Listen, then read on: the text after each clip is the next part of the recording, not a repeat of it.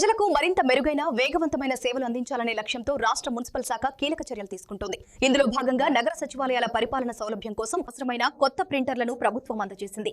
కాకినాడ నగరపాలక సంస్థ కార్యాలయంలో నిర్వహించిన కార్యక్రమంలో నగరంలోని వివిధ సచివాలయాలకు కేటాయించిన నూతన ప్రింటర్లను నగరపాలక సంస్థ కమిషనర్ ఎన్వి సత్యనారాయణ సచివాలయ సిబ్బందికి అందజేశారు.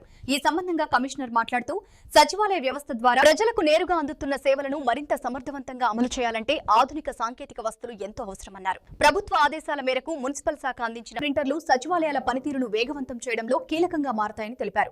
ముఖ్యంగా సర్టిఫికెట్లు, దరఖాస్తులు, వివిధ ప్రభుత్వ పథకాల సంబంధిత పత్రాల ముద్రణలో ఇక ఆలస్యం ఉండదని పేర్కొన్నారు. ప్రజలతో ప్రత్యక్షంగా సంబంధం ఉన్న సచివాలయాల్లో సౌకర్యాలు మెరుగుపడితే సేవల నాణ్యత కూడా పెరుగుతుందన్నారు. అందుకే ప్రభుత్వం దశల వారీగా అవసరమైన మౌలిక వస్తువులను కల్పిస్తోందని కమిషనర్ స్పష్టం చేశారు.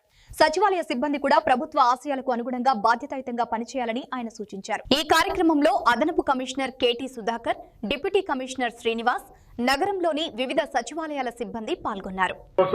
మనం సిస్టమ్స్, కంప్యూటర్ సిస్టమ్ ఇచ్చాము. దాంతో పాటు ఎప్పటికప్పుడు కూడా ఏ సర్టిఫికెట్ కావాల్సిన, ఏ సేవకు సంబంధించిన ఏ సర్టిఫికెట్ కూడా ఇన్ టైమ్ లో అందించడానికి, అది క్వాలిటీ పేపర్ అందించడం కోసం మరి అందరికీ కూడా మనం ప్రింటర్స్ ఇది ఇవ్వడం జరిగింది.